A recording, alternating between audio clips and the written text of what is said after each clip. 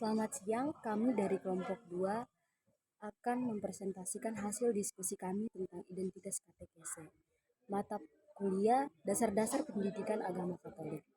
Perkenalkan, nama saya Rosalia Kidi, NPM saya 223184. Identitas katekese mempunyai 5 sub. Yang pertama, hakikat katekese. Yang kedua, katekese dalam proses evangelisasi. Yang ketiga, tujuan katekese. Yang keempat, tugas-tugas katekese. Yang kelima, sumber-sumber katekese. Yang pertama, hakikat katekese. Hubungan erat antara kerikma dan katekese. Kebutuhan akan suatu katekese yang secara koheran dapat didefinisikan sebagai kerikma, yakni katekese yang merupakan pendalaman kerikma yang mendarah daging semakin mendalam dan terus-menerus menerangi karya katekese. Melalui katekese, setiap orang dapat menemukan bahwa pewartaan itu layak untuk dipercaya. Pertumbuhan iman yang lebih harmonis, tetapi membantu melahirkan iman itu sendiri dan memungkinkan untuk menemukan keagungan dan kredibilitasnya. Kerikma api roh diberikan dalam bentuk lidah-lidah dan membimbing kita untuk percaya akan Yesus Kristus yang dengan wafat dan kebangkitannya mewahyukan dan menyampaikan kepada kita belas kasihan Bapa yang tanpa batas. Dari sentralisasi kerikma ini, untuk pewartaan, muncul juga beberapa penekanan untuk katekese yang mengungkapkan kasih Allah yang menyelamatkan, yang mendahului setiap kewajiban moral dan agama. Kerikma memiliki isi sosial yang jelas, maka penting bahwa dimensi sosial evangelisasi dibuat jelas untuk memahami keterbukaannya terhadap seluruh eksistensi. Katekese adalah pewartaan iman yang meskipun dalam proses awal harus mencakup seluruh dimensi hidup manusia. Katekumenat sumber inspirasi untuk katekese. Tuntutan untuk tidak menganggap bahwa para pendengar kita memahami latar belakang sepenuhnya dari apa yang kita katakan. Yang kedua, katekumen sumber inspirasi untuk katekese. Tuntutan untuk tidak menganggap bahwa para pendengar kita memahami latar belakang sepenuhnya dari apa yang kita katakan atau mampu menghubungkan apa yang kita sampai dengan inti terdalam. Injil adalah alasan baik untuk menegaskan sifat kerikmatik katekese maupun untuk mempertimbangkan inspirasi katekumenalnya. Dalam kaitannya dengan para subjek, dapat dibicarakan 3 ulasan katekumenal. Yang pertama, katekumenat dalam arti sempit untuk orang-orang yang belum dibaptis, baik orang-orang muda maupun orang-orang dewasa, anak-anak usia sekolah dan kaum remaja. Yang kedua, katekumenat dalam arti analogis untuk para baptisan yang belum melengkapi sakramen-sakramen inisiasi Kristiani. Yang ketiga, katekese yang diilhami katekumenat bagi mereka yang telah menerima sakramen maupun menghubungkan apa yang kita sampaikan dengan inti terdalam Injil. Aspirasi katekumenal katekese bukan berarti menghasilkan masa katekumen secara kaku, melainkan mengambil gaya dan dinamisme pembinaannya, dengan menjawab juga kebutuhan untuk pembaharuan mistagogis yang bentuknya bisa sangat berbeda berdasarkan setiap pertimbangan komunitas. Unsur-unsur pendukung katekumenat adalah: yang pertama, ciri pasca. Dalam katekumenat, semua diarahkan kepada misteri sengsara, wafat, dan kebangkitan Kristus. Yang kedua, ciri inisiasi. Katekumenat adalah suatu inisiasi kepada iman yang mengantar para katekumen untuk menemukan misteri Kristus dan gereja. Yang ketiga, ciri liturgis.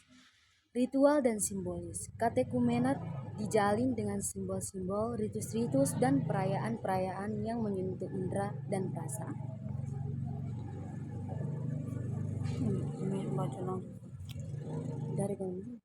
Dari komunitar, katekumenat adalah sebuah proses yang berlangsung dalam suatu komunitas konkret yang mengalami persekutuan yang dianugerahkan oleh Allah dan tanggung jawab untuk pewartaan. Ciri pertobatan berkelanjutan dan kesaksian. Katekumenat dibayangkan dalam keseluruhannya sebagai suatu perjalanan pertobatan dan pemurnian bertahap.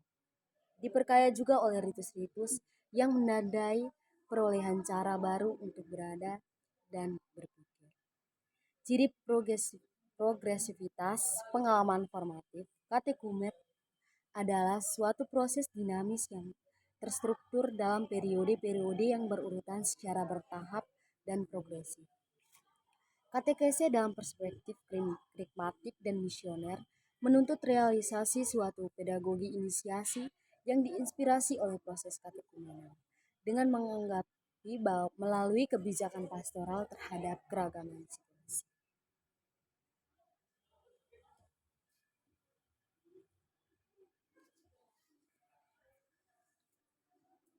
Perkenalkan, nama saya Irensia Junita, NPM saya 223168. Di sini saya akan menjelaskan tentang katekese dalam proses evangelisasi. Katekese dalam proses evangelisasi. Yang pertama itu pewartaan pertama dan katekese. Dalam misi adegentes pewartaan pertama dilaksanakan dalam periode yang disebut prakumenat. Yang kedua, dalam banyak konteks gerejawi, pewartaan juga mempunyai pengertian yang lain. Yang kedua, katekese dan bina lanjut dalam hidup katekese. Berkaitan dengan dimensi-dimensi lain hidup Kristiani, yaitu seperti katekese dan kitab suci, katekese, liturgi dan sakramen-sakramen, katekese, amal bakti dan kesaksian. Yang berikutnya, katekese inisiasi Kristiani. Katekese inisiasi Kristiani adalah pembinaan iman yang mendasar, esensial, teratur, sistematis, dan integral. Yang pertama itu mendasar dan esensial. Ini menyangkut pendalaman awal dari kerikma dan menjelaskan misteri-misteri iman yang fundamental dan nilai-nilai Injil yang mendasar. Yang kedua, teratur, tertera dan baik, serta sistematis. Bukan improvisasi dan merupakan misteri Kristiani yang membedakan katekese dari bentuk-bentuk lain pewartaan sabda Allah. Yang ketiga, integral. Karena pembelajaran terbuka bagi seluruh komponen kehidupan Kristiani. Yang berikutnya, tujuan katekese. Tujuan katekese adalah menempatkan seseorang bukan hanya dalam hubungan, melainkan dalam persekutuan, dalam keintiman dengan Yesus Kristus. Yang kedua, menjadi pribadi-pribadi yang semakin mengenal Yesus Kristus dan Injil dan keselamatan yang membebaskan. Yang ketiga, membantu internalisasi iman dan dengan itu memberikan suatu sumbangan yang tak tergantikan pada perjumpaan dengan Kristus, tidak sendirian saja dalam membantu pencapaian tujuan tersebut. Berikutnya, saya Alusius Gonzaga Ezra Luri Lumanto dengan NPM 233154 akan menjelaskan tentang tugas-tugas katekese. Tugas-tugas katekese meningkatkan pengenalan serta pendalaman pesan Kristiani. Katekese tanpa pengalaman iman akan membuat orang kehilangan arah atau dapat disebut menyesatkan orang lain.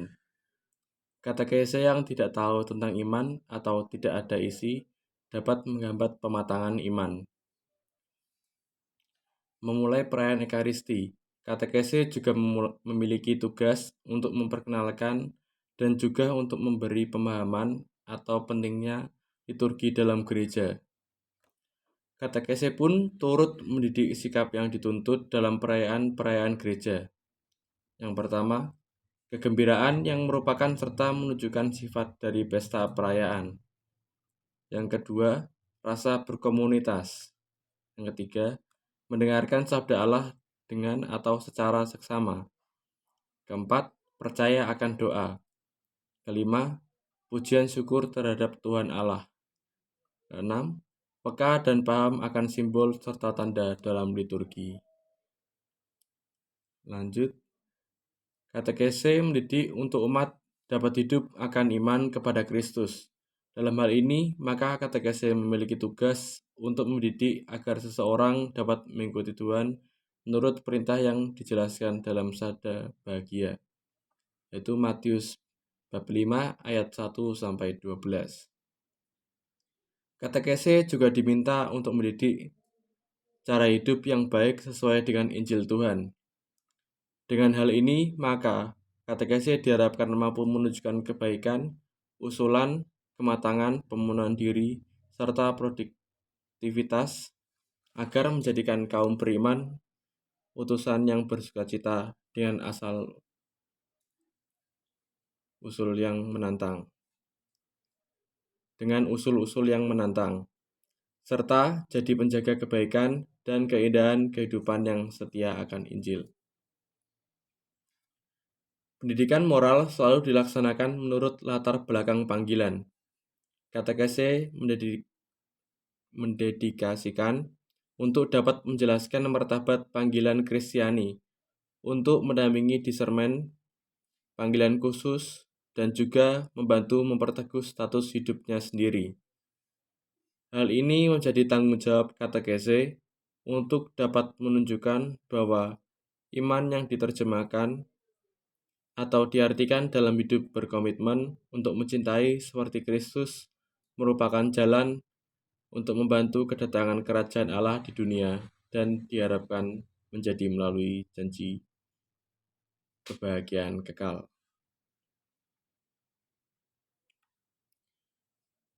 Dalam hal ini, katekese mempunyai tugas mendidik untuk berdoa dengan mengembangkan dimensi kontemplatif pengalaman Kristiani.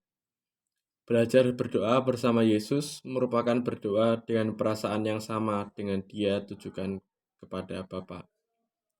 Mengantar masuk pada hidup berkomunitas, iman itu diakui, dirayakan, diungkapkan, serta dihayati, terutama di komunitas.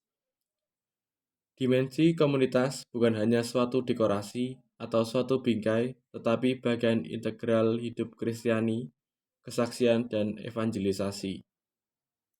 Katekese memiliki tugas untuk mengembangkan rasa jadi bagian gereja.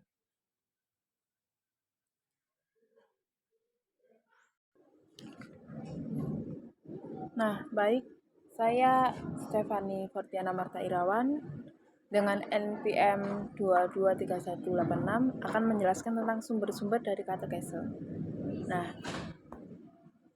di sini sumber katekese itu mempertimbangkan hubungan korelasi. Nah, apa sih korelasi itu? Apa korelasinya? Nah, korelasi itu adalah satu arah yang terarah kepada lainnya. Dan sementara itu semuanya berasal dari sabda Allah yang juga merupakan adalah ungkapan dari Allah. Nah, harus dilakukan secara seimbang dan tanpa melakukan katekese dari satu sisi saja. Melainkan keseluruhannya itu menjadi satu dari aspek biblis, liturgis, pengalaman, dan lain-lainnya.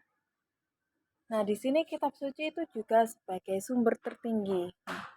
Karena kitab suci sendiri ini juga sabda dari Allah gitu. Oke. Apa aja sih sumber-sumber dari katekese tersebut? Nah, yang pertama ini ada dari sabda Allah dalam kitab suci yang ada juga dalam tradisi suci. Yang kedua ada magisterium. Yang ketiga ini ada liturgi. Yang keempat ada kesaksian para kudus dan para martir. Yang kelima ada teologi. Yang keenam ada budaya Kristiani. Yang ketujuh ada keindahan. Nah, kita mulai dari yang pertama. Sabda Allah dalam kitab suci dan dalam tradisi suci. Oke, katekese ini menimba pesannya itu dari Allah sendiri yang merupakan sumber utama. Dan penting bahwa sabda Allah yang diwahyukan tadi secara radikal memperkaya katekese dan seluruh daya upaya dari katekese meneruskan iman tersebut. Kitab suci juga diilhami oleh Allah, menjangkau jiwa-jiwa manusia lebih dalam lagi. Nah, dalam hal itu tentu adanya sabda. Sabda itu adalah realitas yang hidup dan bekerja dan juga berdaya dalam diri manusia. Sesungguhnya iman timbal dari pendengaran dan pendengaran oleh firman Kristus. Ada di kitab Roma pasal 10 ayat 7. Dalam jejak tradisi ini, pemikiran dan tulisan para bapa gerejawi juga dari masa lampau dan juga berkelanjutan secara dinamis melalui perwartaan para murid pertama dan pewartaan kita. Maka alangkah baiklah kita hidup dan melanjutkan karya Bapa di antara para katekese. Nah, berikutnya yaitu magisterium. Nah, Kristus sendirilah yang memberi amanat kepada para rasul secara tetap untuk dapat mewartakan Injil sampai ke ujung bumi. Nah, sabda Allah ini tertulis secara lisan dan melalui tulisan juga. Nah, secara lisan ini ada tradisi, lalu secara tulisan ada kitab suci. Dan tugas dari magisterium itu tersebut adalah memelihara, menafsirkan, dan meneruskan warisan iman. Yaitu apa sih warisan iman itu? Warisan iman itu adalah wahyu. Karena pada dasarnya seluruh umat Allah memiliki kewajiban untuk mewartakan, menjaga, dan juga menyebarkan warisan iman tersebut atau wahyu tersebut. Nah, Paus Roma dan uskup-uskup dalam persatuan itu juga menjadi subjek magisterium gereja. Dan mereka juga memiliki tanggung jawab utama untuk mengajar umat Allah tentang isi iman dan juga moral-moral Kristiani. Dan juga untuk memajukan warta Injil ke seluruh dunia. Dari sini kita ingin tahu pasti, apa sih magisterium itu? Nah, magisterium itu adalah institusi yang dikehendaki secara positif oleh Kristus sendiri sebagai unsur konstitutif dari gereja. Katekese juga adalah salah satu perantara dari pernyataan magisterium tersebut. Oke, kita lanjut yang ketiga. Yang ketiga ini adalah liturgi. Liturgi itu salah satu sumber yang utama dan sangat-sangat diperlukan dalam katekese gereja. Liturgi dan katekese ini dimengerti dalam terang tradisi gereja yang memiliki khususnya sendiri tidak boleh disejajarkan, tetapi keduanya harus dipahami dalam konteks kehidupan Kristiani dan gerejawi yang ditujukan untuk menghayati pengalaman akan kasih Allah sendiri. Liturgi juga merupakan tempat yang istimewa tentunya untuk para katekese umat Allah. Liturgi juga adalah sumber serta puncak kehidupan Kristiani tersebut. Katekese ini memiliki hubungan batin dengan seluruh kegiatan liturgis yang saling berpadu untuk menyuburkan iman-iman dalam diri manusia. Dalam proses pembinaan orang Kristiani dapat ditegaskan dalam katekese mistagogi oleh bapak-bapak gereja yang bersifat eksperiensial atau berdasar pengalaman, yang tidak mengabaikan pengetahuan iman. Perjumpaan itu menemukan sumber dan puncaknya dalam perayaan Ekaristi yang diperdalam dalam katekese. Nah, selanjutnya untuk yang keempat, ternyata masih yang ketiga. Kebutuhan proses mistagogis dari struktur fundamental adalah pengalaman Kristiani yang memiliki 3 unsur dasar. Yang pertama itu penafsiran ritus dalam peristiwa keselamatan yang menyesuaikan tradisi gereja dalam misteri hidup Yesus.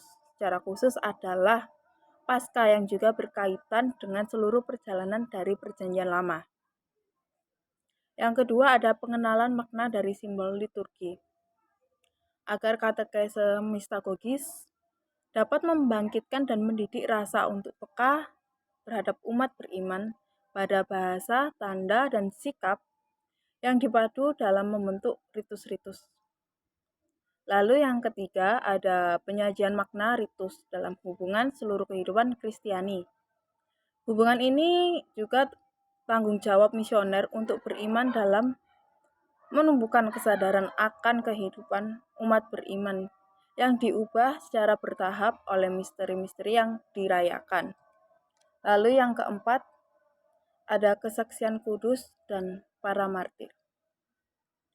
Gereja ini memandang bahwa para martir sebagai guru yang sangat terkenal. Dan dalam hidup para martir juga menemukan benih hidupnya. Nah, para martir mempunyai seperti pandangan hidup, yaitu darah orang Kristiani itu adalah benih. Selanjutnya untuk yang kelima, teologi.